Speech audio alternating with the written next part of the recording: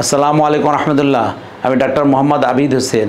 আমার লিখিত বই নবীবর পরশ মুনির যে ধারাবাহিক বর্ণনা চলতেছিল, আজকের পর্বে ইনশাআল্লাহ নবীজির জন্মগ্রহণ সম্পর্কে অল্প কিছু আলোকপাত করব ইনশাআল্লাহ। নবীজি যখন মা আমিনার গর্ভে ছিলেন তখনই অনেক অলৌকিক ঘটনা ঘটছিল ওনার জীবনে, এবং হুজুর সাল্লাল্লাহু আলাইহি ওয়াসাল্লাম মায়ের পেটে থাকা অবস্থায় উনি পিতৃহারা হন।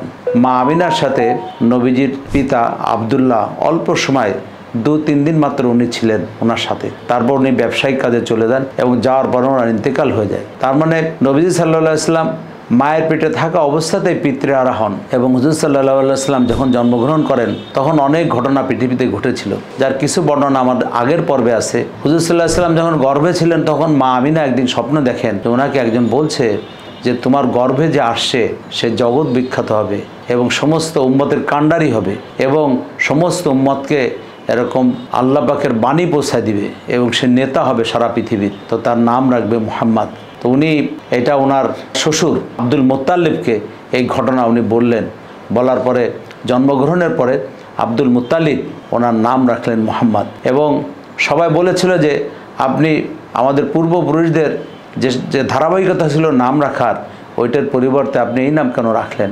তো আব্দুল মুত্তালিব উনি বলেছিলেন যে আমার এই নাতি জগৎ বিখ্যাত হবে এবং সবার কাছে প্রশংসিত হবে, তাই নাম রাখছি মুহাম্মদ। উনি জন্মগ্রহণ করেছিলেন 12ই রবিউল আওয়াল আমুল ফিলের বছর, অর্থাৎ যে বছর আব্রাহা বাদশাহ কাবাঘর ভাঙতে এসেছিল ওই বছরই হুজুর সাল্লাল্লাহু আলাইহি ওয়াসাল্লাম জন্মগ্রহণ করেন। এবং সূরা ফিলে যে ঘটনা বর্ণনা করা আছে যে আব্রাহা কাবাঘর ধ্বংস করতে এসেছিল, ওই দিনের 52 দিন পরে হুজুর সাল্লাল্লাহু আলাইহি ওয়াসাল্লাম জন্মগ্রহণ করেন। এবং ওনার জন্মগ্রহণ এমনভাবে হয়েছিল সম্পূর্ণ পাক পবিত্র অবস্থায়, ওনার গায়ে কোনো রক্ত ময়লা কোনো কিছু ছিল না। উনি খাতনাকৃত অবস্থায় পাক পবিত্র অবস্থায় উনি দুনিয়াতে আসেন।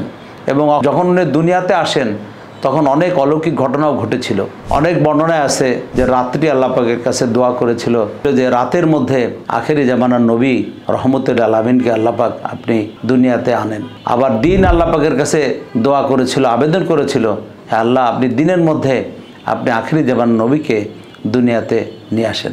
আল্লাহ পাক দুইজনের দোয়াকেই কবুল করেছেন। এবং দিন এবং রাত্রের সংযোগ স্থলে সুবহে সাদেকের সময় হুজুর সাল্লাল্লাহু আলাইহি ওয়াসাল্লামকে আল্লাহ পাক দুনিয়াতে এনেছেন। এবং উনি দুনিয়াতে যে আনেন 12ই রবিউল আওয়াল সোমবার উনি দুনিয়াতে পদার্পণ করেন এবং সমস্ত উম্মতের কাণ্ডার হিসেবে দুনিয়াতে আসেন রহমতুল আলামিন। আমার এই বইয়ের মধ্যে সমস্ত ঘটনা পরিপূর্ণ আকারে বর্ণনা করার চেষ্টা করেছি এবং সততা এবং সত্যনিষ্ঠ খবর দিয়েছি এবং প্রচণ্ড রকমের একাগ্র থেকে এবং নিখুঁতভাবে ঘটনা চয়ন করেছি। তো আপনাদের সবার কাছে অনুরোধ, এই বইটা সবাই সংগ্রহ করবেন এবং এই বইটা সবার ঘরে রাখবেন এবং নিজের সন্তানদেরকে এটা পড়ার জন্য উৎসাহিত করবেন। এবং মানুষকে যে হাদিয়া দেয়, বিভিন্ন জিনিস হাদিয়া দেয়, বই একটা উত্তম হাদিয়া, এবং সেই বইগুলোর মধ্যে নবীজির জীবনী অবশ্যই অনেক উত্তম একটা হাদিয়া। তো সবাইকে এই বইটা সংগ্রহ করে আত্মীয় স্বজন যারা হজ যাত্রী তাদের সবাইকে হাদিয়ার জন্য চেষ্টা করবেন বলে আমার ভাই বোনদের প্রতি আমি অনুরোধ জানাচ্ছি। সবাই ভালো থাকুন, সুস্থ থাকুন। আসসালামু আলাইকুম রহমতুল্লাহ।